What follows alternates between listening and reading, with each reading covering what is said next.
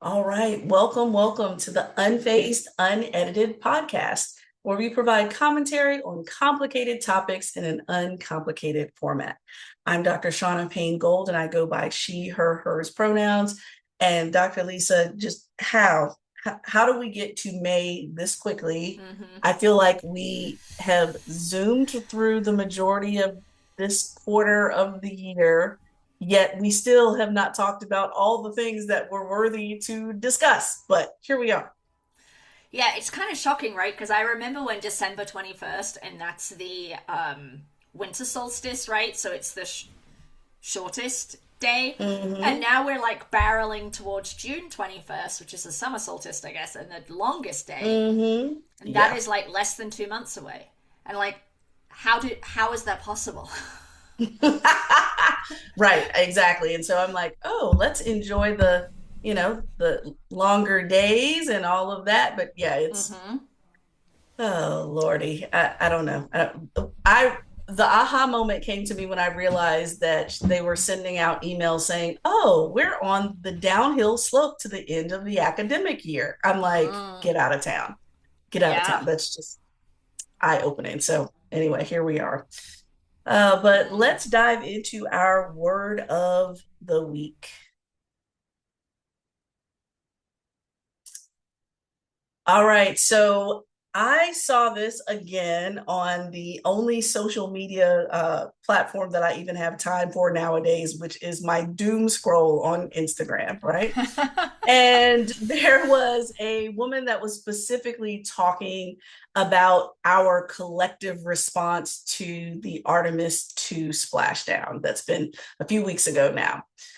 It went without a hitch. I was sharing with Dr. Lisa how uh, pilot Victor had to make sure that he was within 3 percentages of the right angle to enter the Earth's atmosphere without being burned to a crisp, quite literally. And they did it. So it's just unconscionable how these incredible people did this.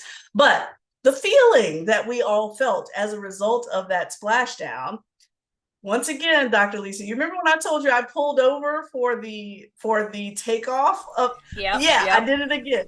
I pulled off Okay. for the landing because we were leaving a game, and the collective sigh of relief it seemed like that the Mm-hmm. entire world had. There is a word for that. Y'all know we love words.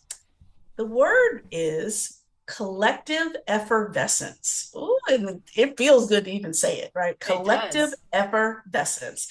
And this is a sociological concept that was coined back in, I want to say 1912, by Emil Durkheim. And I'm so grateful that when we have thoughts or ideas that someone smarter than you and I preceding us coined phrases for this stuff. But according to Durkheim, a community or a society at times comes together and simultaneously communicates the same thought or participates in the same action. And so events like the splashdown cause a collective effervescence which excites individuals and serves to unify the group. And when we say the group now, we can say lots of different groups. We can say, of course, Americans and Canadians, because that was the makeup of the crew. We can say the whole world, anybody that's interested in astronomy, anyone that's interested in uh, um, aerodynamic, anything STEM, anything physics, anything human. Everybody was like really engaged in what was going on. Yeah. Yeah. Even Dr. Lisa, even those that were the conspiracy theorists were still engaged in Yeah. watching. Like Yeah. you have nothing to conspire about unless you're watching it, right? And so with that, I thought it was very neat that we had this word that really encapsulates how many people were feeling Hmm. during the splashdown. But how does that I'm using this double entendre. How does this phrase land on you, given that we were looking for a word to describe this feeling? Yeah, I think I've heard of it before because I studied Emil Durkheim in my political theory classes because he's Mm. comes right after Mm-hmm. the Enlightenment, like is around Karl Marx's time, I think. And Mm-hmm. I love it. I love the way it sounds. collective effervescence on, like, it's just fun to say. But also, it's really, I think it's just such an applicable experience for you to think about this concept, because I was like sitting right in front of the television, like 3 inches away from it. Hmm. And, we talked a little bit about the Challenger, and how that particular generation of kids had some, like, relived a little bit of trauma with this splashdown. So the landing, there was just the effervescence piece of it. I think for a significant generation of people was the exhale, right? Oh, The yes. Oh, oh, thank yes. goodness, right? That part of it. So it's like a collective sigh of relief, Hmm. immediately followed by excitement. Yeah. Oh, yeah. Absolutely. Absolutely. Well, and that's the thing. I mean, they were circling the moon and returning over a 10-day period. And so Mm-hmm. I did feel like, yeah, this is what an exhale feels like when you've been holding your breath literally or Yeah. figuratively for Yeah. 10 days, right? And I can only imagine what that felt like for their families and friends and loved Yeah. ones. But for us that, many people who didn't even know their names until, a couple days before takeoff, and still feeling that type of like people were weeping with joy that they landed Mm-hmm. safely and those types of things. I am sure that comes from us Challenger kids trauma, but we don't want to step over it as if it's meaningless.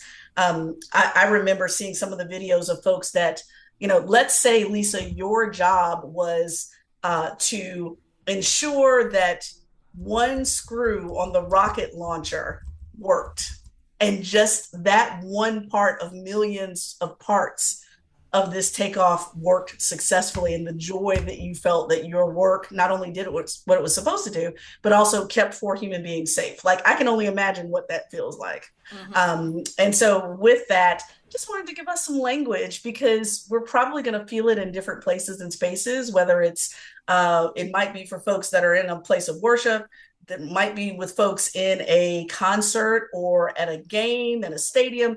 There are times where this collective feeling happens that it's not orchestrated, but there's a feeling of unity and sameness in a way that we may not feel very often. And so we'll leave that there, but you'll know it when you feel it now, right? And you've got the language to describe it. Yeah. I just wanted to add, Yeah. we talk about Challenger. This is not necessarily collective effervescence, but Mm-hmm. there was also in 2003 the space shuttle Columbia exploded on reentry, Yes. right? Yes. So Yes. that's 23 Mm-hmm. years ago. So that's more recent than the Challenger, and it's the Mm-hmm. reentry, right? And so Mm-hmm. all Yeah. 7 astronauts on board died, and it was something related to, I think it was, yeah, it was like a tile or something that had come loose. And I know Mm-hmm. with this particular re-entry, the reason why they had to change the degree of entry, right, was because there was some stuff that had come off or had been affected That's by right. the launch. That's right. So I think that collective sigh was also related to the Columbia, because there's just this history of disaster, right? So I can't, like, Mm-hmm. just to thinking about that and thinking about those 4 people knowing that they had to adjust their reentry and they had to get it exactly right, and the most kind of recent memory of a reentry was Columbia 20 years. Like, I Mm-hmm. can't imagine Mm-hmm. what that would have felt like. Yeah. Anyway. Look, let me tell you something. They have a form of compartmentalization that I will never have in life. Like, being Right. able to compartmentalize that. Yeah, I know the risk. Yeah, I understand that. But exploration is important to me, and discovery is important to me. And I'm thinking to myself, it is, but it ain't that important to me. I mean, Right. just being able to truly take on a mission, it's incredible. So, yeah, the happy cheers, the happy cries, the happy all those things. Just know that there were people around the world, and I think the crew, when they returned, were still like reveling in, oh my God, we didn't realize how this, basically had Yeah. the world at a standstill It did. watching what we're Yeah. doing from day to day. So that was just incredible. So Anyway, collective effervescence. You'll know it when you feel it, y'all. All right, let's get into phase one. All right, so Dr. Lisa, you hear my complaints on a regular basis when it comes to something that we hold near and dear, which is just sport in general. But when it comes to youth sports, oh my God, it's oh, Cory Booker hit a how can I say? He hit an exposed nerve. That's probably the best way to say it. Okay. Hit an exposed nerve when he declared on all his social media platforms that, quote, parents are getting squeezed, kids are feeling the weight. We cannot allow youth sports to become a luxury good available only to those with means. And I'm thinking to myself, you are preaching to a waiting Mm-hmm. congregation. I mean, like for real. Yes, we know. And Lisa, we know. I mean, we've talked about this when it comes to swimming and pool access, but we could talk about it across many sports around what's accessible and what's not, what's intentionally accessible and what's not, and how much of this is now becoming a business and a luxury good. So, for example, I've shared this with you many, many times, Lisa, but let me give you a very concrete example that I'm naming as observing in my day to day. Lacrosse is a very expensive sport. I live in somewhat of a northeastern corridor of the sport. That doesn't mean it isn't elsewhere. I'm just saying that there are major concentrations and hotspots of said lacrosse. So when I am in Prince George's County, Maryland, where I live, and I would be hard pressed to find a wall anywhere near a sport complex for Kendrick to play wall ball or to practice wall ball, because that is a staple of a lacrosse function. That's Okay. nowhere. But I know that he can find one, two, three, at least five basketball courts in walking distance of my house, right? Public in walking distance from my house. That tells me what they expect kids to do in this area, right? Right. Right. Versus if I go a few counties over, or even if I go another city over, I can find lacrosse walls almost everywhere. I can find bounce backs everywhere. All the equipment Mm-hmm. needed to develop a young lacrosse player, I would find easily and publicly a couple of towns over, definitely a county over, right? And so with that, we know based on the current research, at least post COVID, that youth sports is now a 40 billion with a B billion-dollar business, and it's growing 8 to 10% annually. And of course, this means that private equity and institutional investors are consolidating their platforms when it comes to their online platforms for registration, tryouts, management of games, tournaments, and even some of the academies that are specific to sport and especially specific to position within said sport. All of that is booming, right? And so, we know what happens. Lisa, you know why my child and one other person are the only minority individuals on a very expensive lacrosse team. Whereas if we go to football, he is then in the majority, and there's only one or maybe sometimes two white kids on that team because we know which one is more accessible than the other. Right. Right. Registration for football might be $150 for the whole season. One lacrosse stick might be $300 before you've even tried out, gotten on a team, registered for a team, Wow. played for a team. Mm-hmm. That's the distinction between those specific two sports that I'm aware of in my household. But Lisa, when I saw that the global spending on youth sports was around 64 billion with a B in 2023, and the US took up 43 billion of that 64 billion, that told me everything I needed to know about what I'm living Yeah. individually, but also how it's affecting the world. And so I know, obviously, that you care deeply about sport broadly, but there's so much to be said about this. Jump in with your initial thoughts here because it's a lot. It's a lot. I mean, sport in this country, in the United States, as compared to my UK experience, is just a different world. Granted, I haven't been in the UK for a couple of decades, so it may have changed, but the degree to which high school football, for as an example, is a community supported, people go to the games, like it is a thing, right? Um, is just like mind blowing to me. And then so then, okay, so because high school football is so big, therefore young people need to be getting into football before high school. They need to be doing all of the things before high school.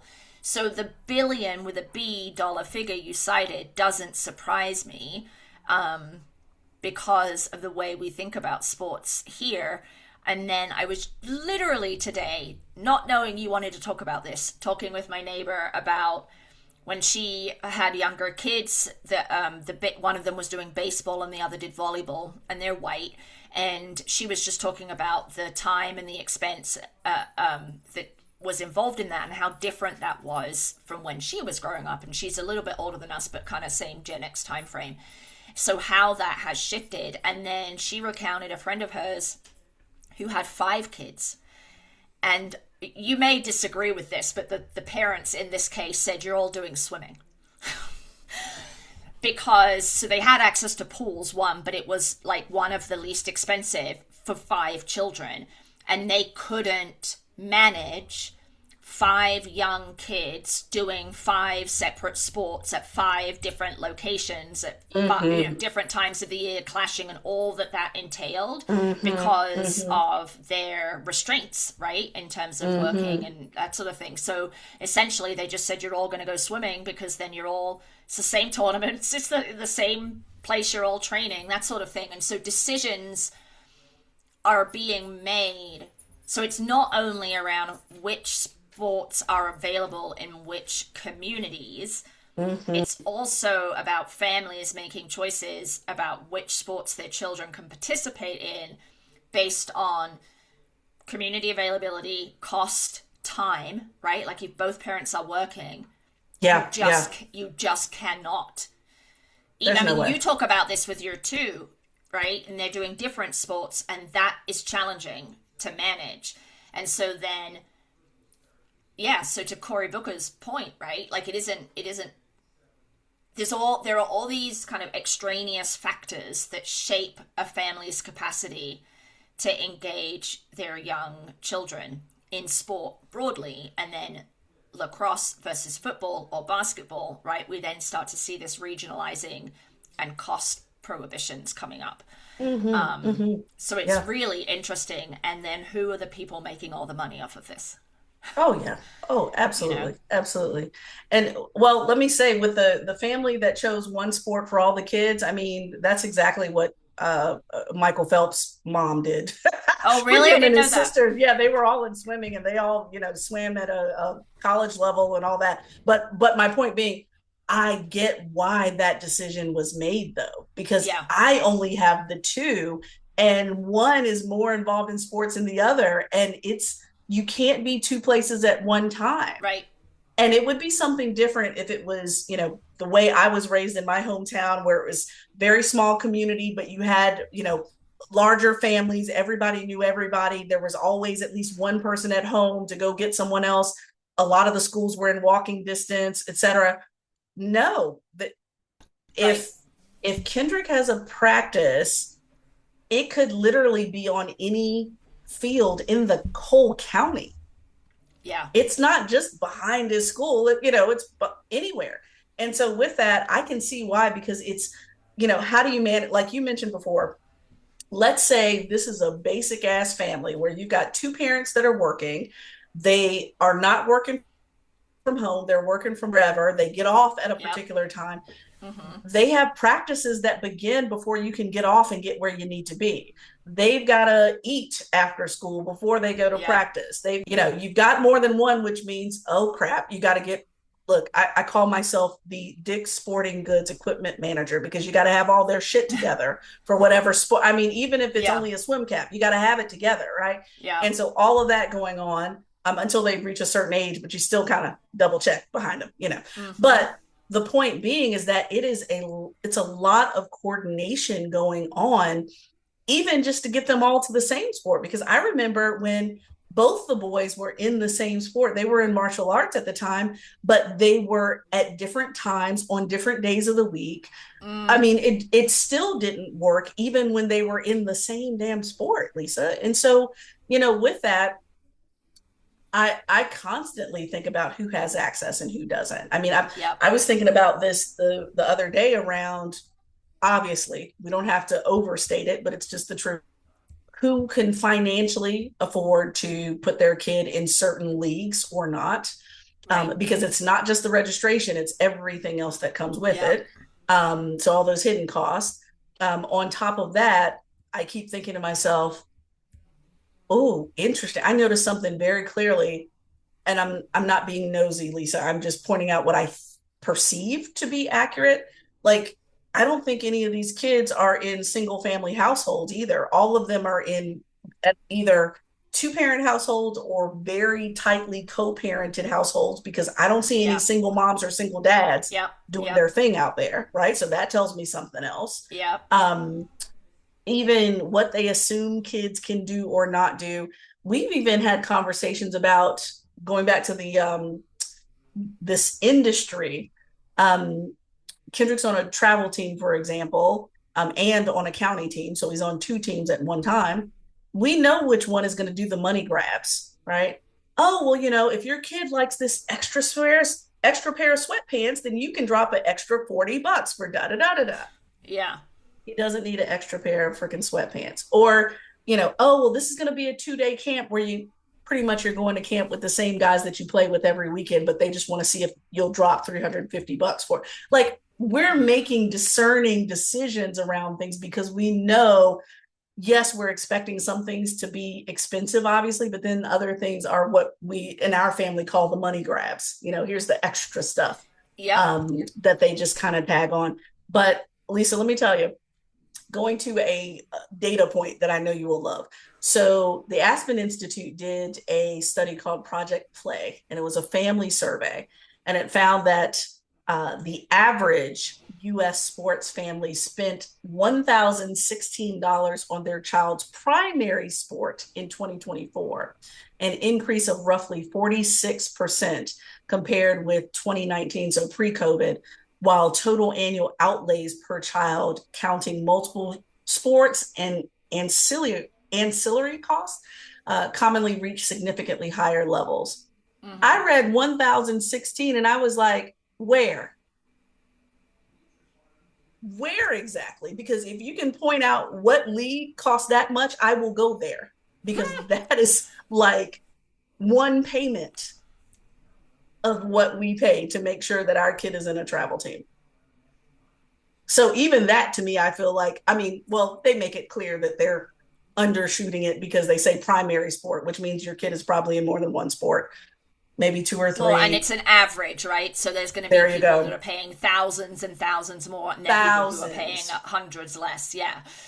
Um, Oh yeah. but you're Oh right, yeah. primary sports. So likely, yes, likely way, way higher. Put it this way: if both boys played sports at the same level, we would not be able to be at the same level. We wouldn't be able to do both. We just wouldn't. The math Mm-hmm. would not math at all. Just wouldn't. Yeah. And that's making decent money. That's not, the struggling single parent or someone that's recently lost their job, or, with all the things going on sociopolitically. Wouldn't be happening. Yeah, I Would mean not. it's both. So the quote from Mm, Booker was, "We cannot allow it to become a luxury good available to only those with means." It's not just it's not just financial means, right? It's time means. Like, so that's right. you could theoretically you could afford this average $1,000 a year or whatever it is if one of your kids is just doing one sport, but you can afford it because you're working 60 hours a week, and the fact that you have to work 60 hours a week to afford the $1,000 means you're not available to take Bingo. your child to and from sports, right? So it's both time is a luxury because folks who have more money tend to have more time because they can offload some of those kind of Hmm. household responsibilities to others.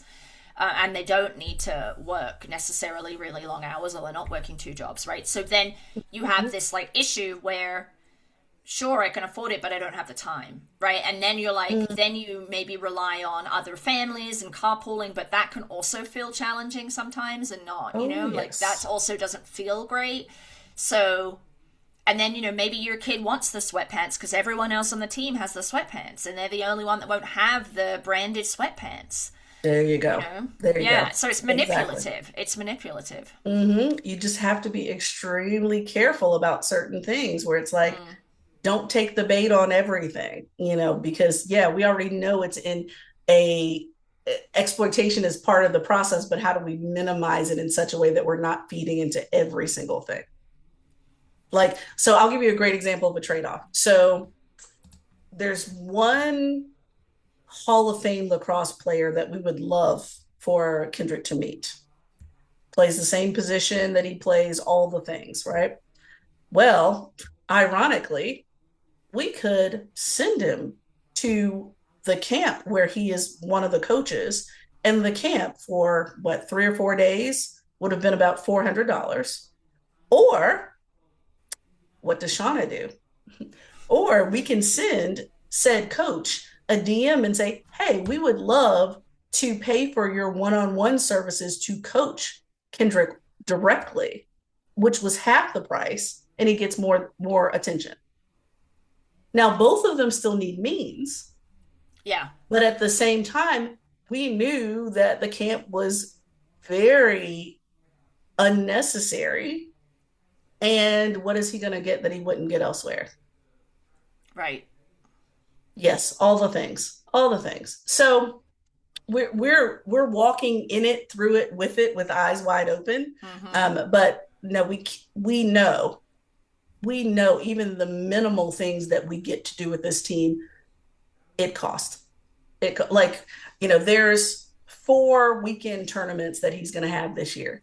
Well, yeah, we already paid registration, but got to pay for rooms to stay there. You got to pay for food once you get there. Got to put gas in the car to get there and back. All the things that go along with that.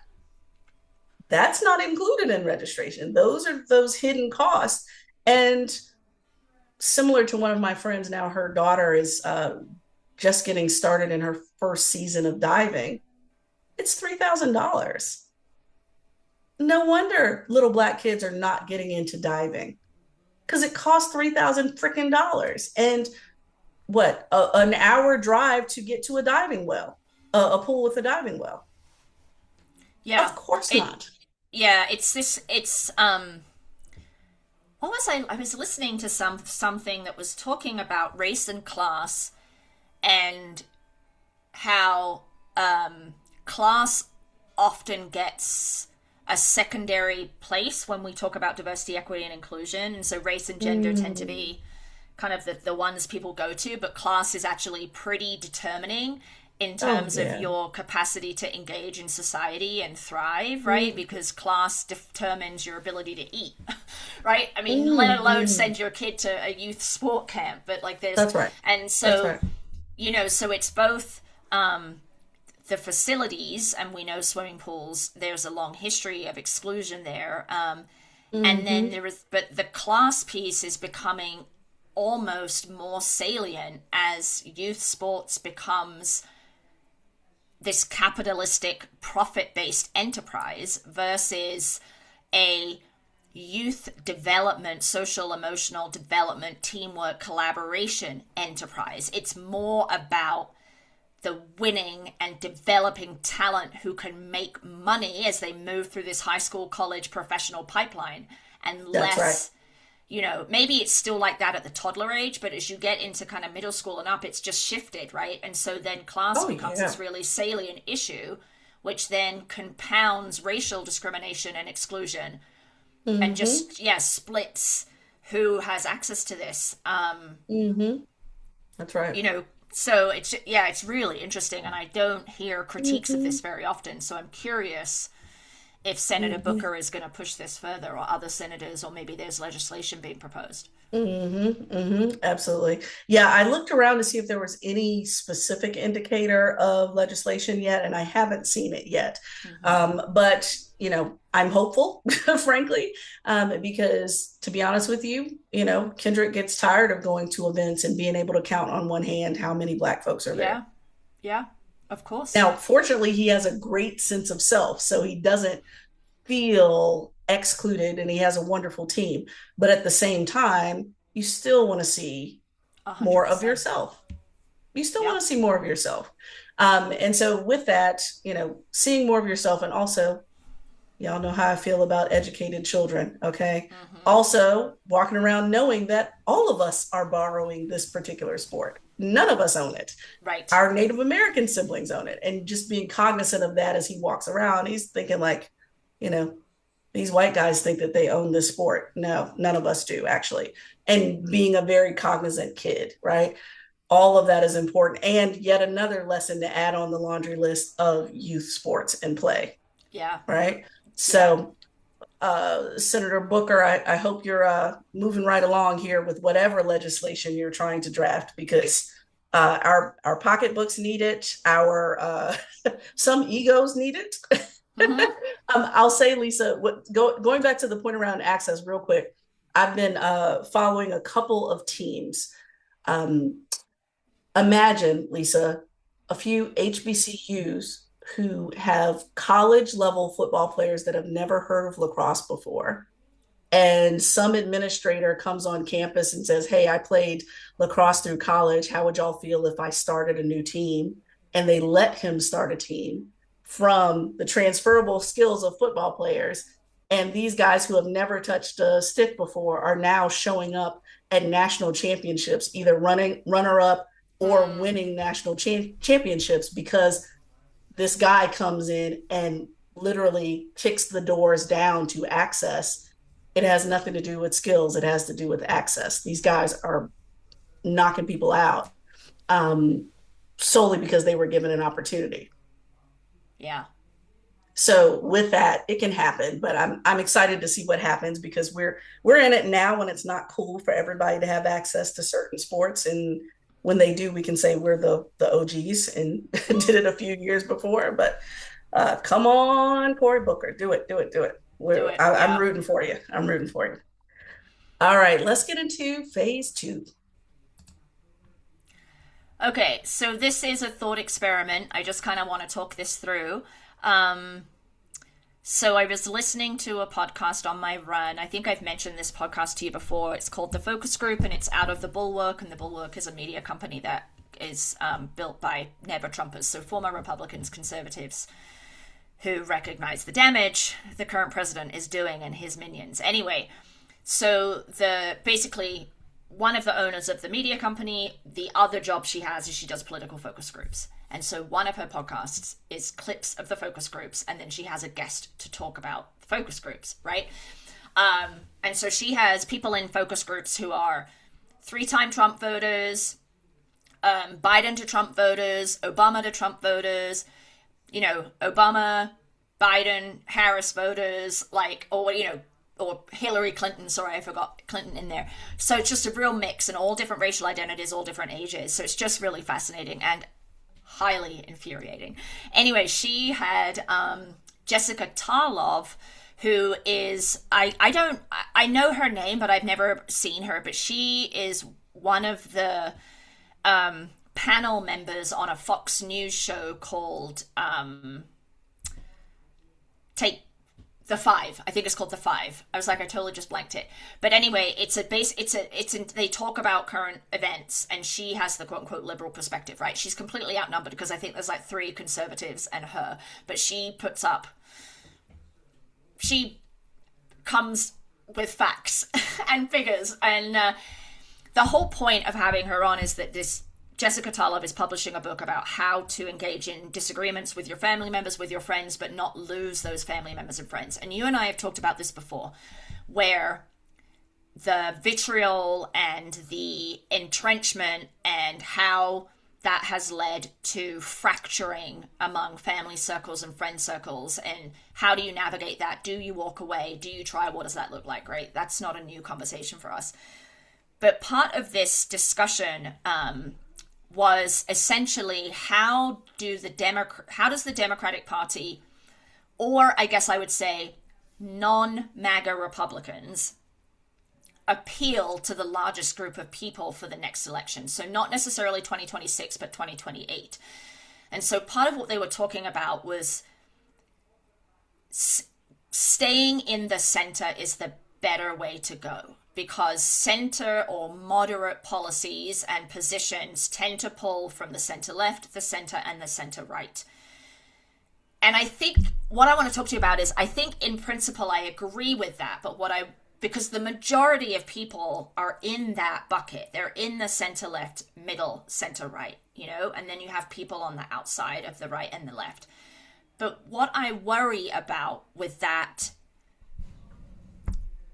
narrative or direction is that the same groups of people who are vulnerable or marginalized will continue to be vulnerable and marginalized because their voices are on the edge, right? And so then they're not in the conversation because you're trying to appeal to the biggest group of people, to the majority. But when you appeal to the majority, there's always a minority. And I know using the term minority in terms of racial minority, but like minority in terms of small groups of people, right? And so I wanted to throw this around with you because strategically I think there's something there, but then I worry who continues to get harmed if to win we have to move to the center. Does that make sense? Yeah, what I'm thinking about, this is not going to be nicely formed at all, but I'm thinking out loud alongside you, Lisa, is that interestingly enough, I hear you when you're mentioning centrist viewpoints, pulling in center left, center right to win. And at the same time, I don't think that winning comes just in that larger group of kind of moderates, if you will. I think Okay. the winning comes in, and this is going to sound so shady, and I don't mean it that way. I think it connects back to some of our conversations about cultish and gullibility and even just flat out critical thinking. I think that those folks that are more moderate, more centrist, regardless of political party, also may have more of a capability of conducting dialogue rather than Mm. debate and diatribe. And so, with that, these are the folks that you're right. I am always concerned about people that are on the fringes. However, at the same time, I think if we had to pull from any groups, at least these would be the groups that would care about data, would care about Mm-hmm. information, would care about patterns, would care about the critical thinking that's required to think from multiple different groups' perspectives, not just one. And so for Mm-hmm. me, that centrist approach to things is not just a political preference, but it's also not even an ideology. It's a a capability to think outside of oneself. Okay. Okay.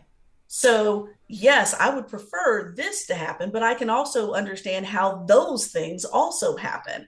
How might I help to make a decision that considers as many of those groups as possible versus just one or the other? And so, part of me feels like moderate isn't just caught up in political party.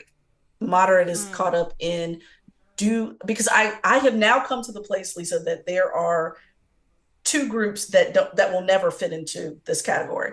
One group that what is it that you always tell me, the cruelty is the point. There are Yeah. some people that are full of hate, and there's not going to be much change there. There's also going to be some folks that are full of ignorance, and they are very okay being ignorant. They're out there. For the rest of folks that care about data, that care about information, that are in fact cerebral and capable enough of having conversations outside of themselves, those are the people that we're dealing with anyway. Right. So it may not be political, it may be cerebral, it may be capacity to critically think. Like we keep saying, I know y'all get tired of us saying it, but it's true. There are some folks that I do not trust with critical thinking in this country, obviously. With that, I would trust more. Like I'm thinking about my long laundry list of friends who are Republicans, but not MAGA Republicans that have continuously voted blue Right. recently because of their moderate alignment. And I'm Mm-hmm. grateful for them because they're great critical thinkers. Yeah. They're awesome critical thinkers, and some of them have never voted for 45, 47, but they are registered Republicans. Mm-hmm. Those are the people that I trust to think critically, because it kind of reminds me of um, Jenna Bush Hager. She had a show where she interviewed the four former presidents, living presidents, talking about the 250th. And one of the things that George W. said was, well, he was asked the question, what do you see for the future of America? And he said, I think that we can get back to a place where we can at least converse like human beings about similar topics.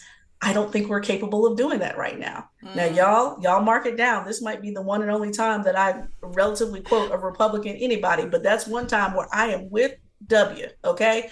Where Mm-hmm. he's looking for people who have the capability to think, converse, and treat people as human beings. The people on the fringe, I would suggest, are not doing that. And so, what happens when those moderates do come together and say, we can disagree, but how can we get to a place where we disagree and build uh, some form of consensus where none of us gets everything, but everybody Right. gets some? Yeah. I think that's what W is calling for. And I would love to see that as well. And I think it's practical and strategic, right? There you go. But Mm-hmm. I still, so like, for example, Bernie Sanders, AOC, Zoran Mamdani, Democratic Socialists, right? They are Mm-hmm. painted as radical, extreme left. And I actually don't think they're that far left, right? I don't either. Ideologically Right. speaking. Right. Um, but they wouldn't be considered centrist.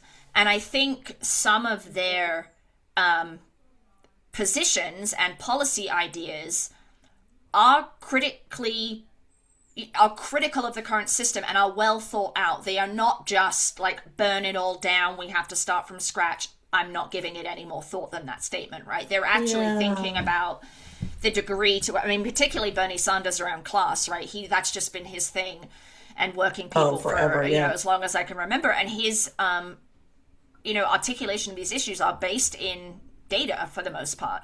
That's But right. a center left, center right coalition to beat this current kind of backsliding into fascism would exclude. Mm-hmm. It wouldn't exclude necessarily, but it also wouldn't necessarily pull that part of the electorate Mm-hmm. in. Mm-hmm. And I think it's that part of the electorate that tends to be more sensitive to, aware of the way in which discrimination is structural and kind of operates. Mm-hmm. And so, Mm-hmm. but then I hear you saying that the folks who are in that kind of middle block are just, maybe we don't have the research to show this, but I hear you saying it's likely there's a correlation between this kind of middle group of people and open mindedness or ability to dialogue, change your mind, understand difficult issues, and make Mm-hmm. decisions rooted in fact, right? And so maybe Mm-hmm. there's just an Mm-hmm. alignment or correlation there. So Mm-hmm. then, in which Mm-hmm. case, if that is true, perhaps this group of people would Mm-hmm. be open to policy positions that are more democratic socialist, but you just don't run on that as a politician. I mean, is that Exactly. okay? Exactly. Yeah. Oh, I would say that too. And well, let me something that came to mind as you were speaking too is that you remember when we were thinking about a visual for identity, when we were thinking Yeah. about an identity wheel and how, gosh, I wish we had like a 4D something that would help us to think through how all these different identities orbit around an individual. One of the things that I don't want to discount too is the movement in one's lived experience. So, for example, someone may have been born, raised, and lived on public assistance for many, many moons and understands that life entirely and what it takes. And they now have transitioned to a place where they're much more stable, et cetera. So they understand from firsthand experience that that lived experience as a US citizen, but now they're not in that position anymore. It's not as if they forgot the experience, which helps them to then interpret how they want to see the world with inclusivity. So I just want to name Right. that Yeah. folks can move about, right? Can move about. Or someone who may have been a in law enforcement and now they are not, so they understand both sides of crime and safety and Mm-hmm. that type of thing. So I want to name that. Um, but I do think that what you what you run on and what you do oftentimes is different anyway. Yeah. True. What is it? So you remember, Lisa, we had that conversation where it was kind of 45, 47 was really depending on people to not be specific on solutions. Mm-hmm. This sucks, I'll fix it. This Yeah. didn't go right, so I'll take care of it. Versus at the time, especially with Kamala, but just in general, Dems were like, this is broken, and here's our 27-point plan on how to fix this one thing, right? Yeah. And I feel like, of course, you can go to extremes with all that. But I do think that there's going to be some things where you do need to build in wiggle room. Like you can't, Mm-hmm. because anything will be a failure if you prescribe it too much. Right. Right. If Shauna runs for mayor of XYZ and I say that I'm going to fill every single pothole in the city of XYZ using this type of concrete at this time of day when the sun is shining and your kids are at school, and I do it at night, it's a Right. failure. Like, so you can't get so prescriptive that you Yeah. give folks more to fail you on. But at the same time, you know, this goes back to some of those single issue people that I Mm. don't have any data to prove this, but I would imagine that if you're going to hang out in this moderate area, you also cannot be a single issue voter either. Probably not. Probably not. Yeah. I don't have any data for that. I'm just Right. surmising. And here's the other piece too that I kind of thought through as you were thinking about it out loud with me. This does still boil down to our conversation between consent and consensus on things when it Mm-hmm. comes to this type of work and the approach. Y'all know I've been beating this drum for a long time around we don't know how to dialogue, we know how to debate in this country. In fact, our Mm-hmm. country was built on debate as our primary form of communication. Well, if we're debating all the time, then the assumption is we're trying to convince one or more sides to 100% or closely agree on something so that we all consent around whatever. And we know that that shit doesn't work. That's how we are where we are right now, is that we can't find consensus on anything because no one wants to be coerced or even convinced that one thing works over the other. And so I feel like we still need to get to a place of consent, which usually, if you are a power mongering so and so, you don't like how Right. consent feels because consent always feels like you're losing. And in fact, it always feels Yeah. like everybody's losing. So, Lisa, if I say to you right now, let's say, for example, you want 10 things and I can only give you nine, or the vote is going to fall where I can only give you 9 out of 10 things. Consensus would mean Lisa's trying to convince me to give her that 10th or none of it. I want all or nothing. I'm trying to consent around everything that I want. Consent would be, I really want that 10th thing, but 9 things is better than zero. I'll go with the consent. I'm consenting to better than what I have. Not what I want, but I'm consenting to better than what I have. We're not interested in consent in this country. It's all or nothing. I Mm. want it my way or the highway. I want all of it my way or the highway. And therefore, I'm not willing to talk across the proverbial aisle that George W. was talking about. I'm not interested in consensus anymore because this country has proven that we cannot think in critical ways that allows us to get some wins while having some concessions on some losses in order to get anything. Yeah. And Yeah. so I'm with the consent folks.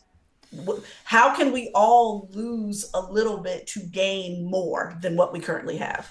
That's Yeah. what I'm interested in. Yeah, I'm interested in that too, and I think about that's why I think I'm drawn to this argument that the Democrats need Yeah. to come to the center a little bit more. I think the whole window has been shifted to the right. So That's the right. That's right. what we would like historically understand as the center is now actually Mm-hmm. further right than it's ever been. So when I say the Mm-hmm. center, I actually mean the ideological center, not this new kind of off-center because we've been Yeah, moving yeah, so yeah, far to yeah. the right. Absolutely. Mm-hmm. So I am down with that. And I think what you're, yeah, my question to you is, and this is where I was questioning myself, is I agree that it is better to get some things than all things if the some things moves us forward, right? But Absolutely. my concern is that way of thinking is privileged because this I am rarely, well, as a woman I sometimes fall into the you're not getting these things category, but it's the same groups of Mm-hmm. people that have to compromise. So Oh, of yes.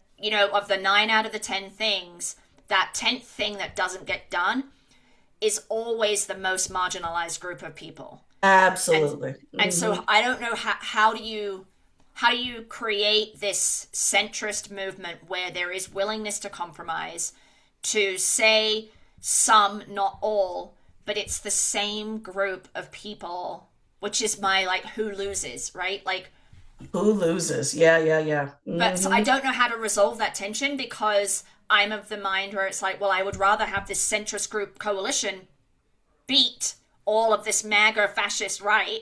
But I can I can Mm-hmm. hear people who are marginalized saying, but that shuts me out again. That shuts me out again. Mm-hmm. That shuts me out again, Mm-hmm. right? And so I Mm-hmm. don't know how to resolve that tension. I don't know if you have any final thoughts related to that. It's probably not Mm-hmm. resolvable right now in this No, no, I conversation, don't. but yeah. No, I'm with you. I agree with you. Well, and no, I don't think it's resolvable, but I love that, what does it look like for let's go to the root of the language really quickly when you already kind of self-corrected when we were talking about majority versus minority, is that how do we get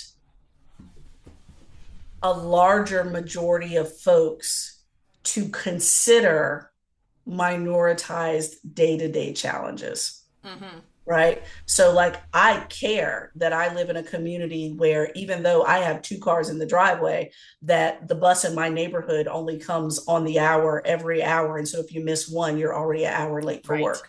Yeah. I care about that, even though that affects a smaller group of folks. And I'm not even in that smaller group of folks. And so how do we get Yeah.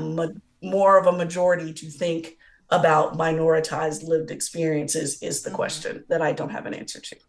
No, but I do. That's a nice place to end. I do think so, and I Mm-hmm. think the likelihood of that is more at the center. I think that Mm-hmm. to There you your go. earlier point, I do Yeah. think the capacity is there. It just makes me nervous, but I also want to get these yahoos out of the government, right? Mm-hmm. Mm-hmm. Mm-hmm. Well, and to your point around who the people that continue to feel like they lose, I think that hits it for me is that who, instead of losing and winning, how can the win for the quote unquote little guy be a win for all of us? Yeah, yeah, yeah. That's something So else I yeah, want to wrestle with too as I think through it some more. But yeah. how can it not be like, oh well, I get four cars in my driveway and you still have to walk because the bus doesn't come on time? Well, how about the bus comes on time because you work for me or work with me, we work together, you get to work on time, and that's a win for both of us. Yeah, like Like, yeah, I'll pay more taxes to have a better transportation system.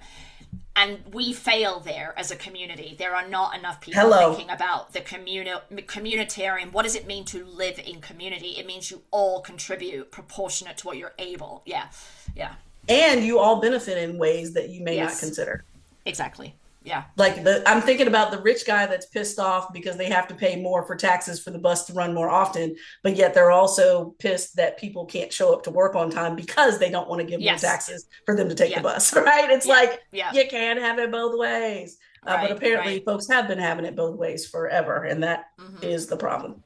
So ooh, these were good topics. We didn't know how this was going to weave together, y'all, because y'all know we fly by the seat of our pants to get stuff done. So, Yep. but Lisa, with that, thank you for thinking out loud with me on that centrist topic. Look, you got me convinced. Now I need to catch up on podcasts because they sound like pretty incredible. So, anyway, that's a wrap for this week's episode of Unfazed Unedited, y'all. You all can reach us on all of our social media platforms as well as your favorite podcast apps at Unfazed Unedited with brackets around the first un. Email us at info@unfazedpodcast.com or just visit our website, unfazedpodcast.com, where you can access both the new and the old shows. Y'all, let me tell you something. This is episode 240.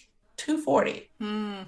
Shame on you if you're bored because we got enough podcasts for you to go back for years and listen, Yep. okay? Yep. So if you like this week's episode, please don't forget to subscribe, leave a review, share it with your friends, coworkers, or others in this phase of your life. So, Dr. Lisa, until next week.